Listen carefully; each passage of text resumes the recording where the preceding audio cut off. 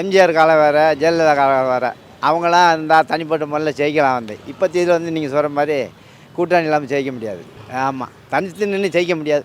அப்போத்தி அவங்க திறமை வேறு, இப்போ இவங்க இது அப்படி அது அது அது மக்கள் தானே மனசை எடுக்கணும் மக்கள் தானே தேர்ந்தெடுத்து போனேன். ஆமாம், அது ஒவ்வொருத்த மனசு எப்படின்னு சொல்ல முடியாதா? தனி மெஜாரிட்டியில் ஆட்சி அமைக்கலாம். தனி மெஜாரிட்டிலே வரும் திமுக. ஆமாங்க, மக்கள் அந்த அளவுக்கு வாய்ப்பு இருக்குது. காரணம்னா இலவசம் இதெல்லாம் நல்லா செஞ்சுன்னுக்கிறாங்க. மாதம் 1000 ரூபாய் இலவச பஸ்ஸு, லோனு தள்ளுபடி, ஆட்டோ கொடுக்குறாங்க டிரைவருங்களுக்கு. அதெல்லாம் வச்சு போடுவாங்க. எந்த கட்சியுமே தமிழ்நாட்டில் ஏடிஎம்கே திமுக தான் வரும். ஆனால் கூட்டணி கட்சி இருக்கணும். என்னுடைய ஒப்பீனியன் என்னென்னா, எல்லோரும் தனித்து நிற்கணும். அப்போ தான் அவங்கவுங்க பலம் என்ன, படம் என்ன எல்லாம் தெரியும். அவங்க கருத்து போனால் கூட்டணி இருந்தால் தான் வின் பண்ண முடியும்னு சொல்லிட்டு அவங்க இது பண்ணும்போது நம்ம என்ன பண்ண முடியும்? நம்ம உண்மை தான், கூட்டணி கட்சி இல்லாமல் வின் பண்ண முடியாது. 2 கட்சியுமே யாராவது தனியாக நின்று யாரும் வின் பண்ணவே முடியாது.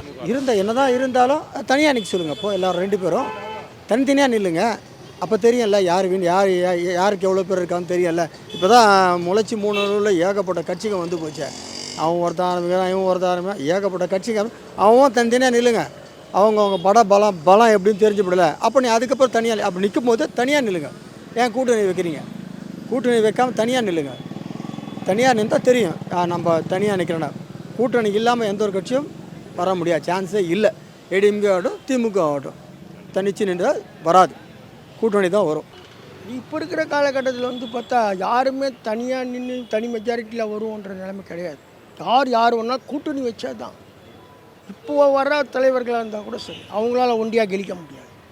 தனிமையில் தான் கழிக்கணும்னு முடியாது. கூட்டு தான் 4 பேர் 5 பேர் சேர்ந்து தான் ஒரு முதல்வராக வரலாம், மெஜாரிட்டியை பார்க்க முடியாது. அவங்களாலே முடியாது. மக்கள் சிந்திச்சு பார்க்குறாங்க. இப்போது அவங்க திமுக, அண்ணா திமுக கூட தனிப்பெருங்கட்சியாக இருந்தாலும் ரொம்ப பழமையான கட்சி இருந்தாலும் அவங்களாலையும் தனிமையாக 126 டிக்கெட் பிடிக்கிறதுக்கு முடியாது. கூட்டணியில் தான் முடியும், அவங்களால முடியும். அது டிஎம்கே ஏடிஎம்கே கூட்டணி கட்சி இல்லாமல் தனியாக மெஜாரிட்டியில் வரும் சார்.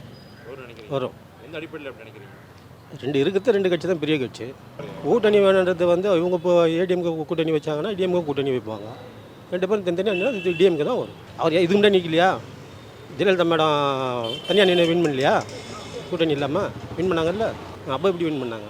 கண்டிப்பாக தனியாக நின்னாலும் ஜெயிப்பாங்க. கண்டிப்பாக. இப்போ இவங்க கூட்டணியால் தானே ஜெயிச்சுன்னு இருக்காங்க. தனிப்பட்ட முறையில் யாருமே மெஜாரிட்டியாக வரமாட்டேன்றாங்கல்ல. எல்லாம் கூட்டணி தானே அவங்கவுங்க இது பண்ணுறது. தனியாலாம் யாராலையும் ஏன்னா மக்கள் இப்போ எல்லாம் ஒருத்தர் தெரிஞ்சுக்கினாங்க.